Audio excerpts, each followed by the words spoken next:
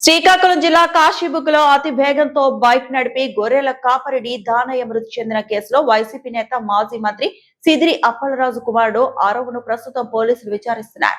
పోలీసులు ప్రమాదం జరిగిన రోజు శుక్రవారం 10న రాత్రి 9 గంటల సమయంలో ఆరవ్ అక్కడ పెట్రోల్ బంక్ లో పెట్రోల్ కొట్టించినట్లు సీసీ ఫుటేజ్ దృశ్యాలు విశ్లేషణ ద్వారా తెలిసారు. తర్వాత కొద్దిసేపటికే పెట్రోల్ బంక్ నుంచి 500 మీటర్ల దూరంలో ఈ ప్రమాదం జరిగినట్టు నిర్ధారించారు. పోలీసులు ఘటనా స్థలానికి చేరుకోకముందే ఆరవ్ను అక్కడ నుండి కారులో తరలించినట్లు నిగ్గు తేల్చిన పోలీసులు ఆయా దృశ్యాలు సీసీటీవీ ఫుటేజ్ ని స్వాధీనం చేసుకున్నారు. అలాగే అదే రోజు రాత్రి ఓ ప్రైవేట్ ఆసుపత్రిలో ఆరవ్ కు వైద్యం అందించినట్లుగా కూడా కొందరు చెబుతున్నారు.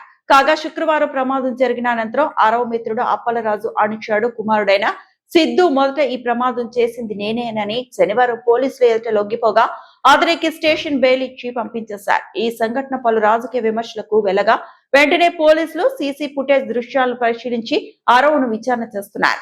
బాధితుల కుటుంబ సభ్యులు ప్రమాద స్థలంలో బైక్ నడిపింది ఆరవ్నేనని పోలీసులు విచారణలో వాంగ్మూలం నమోదు చేశారు.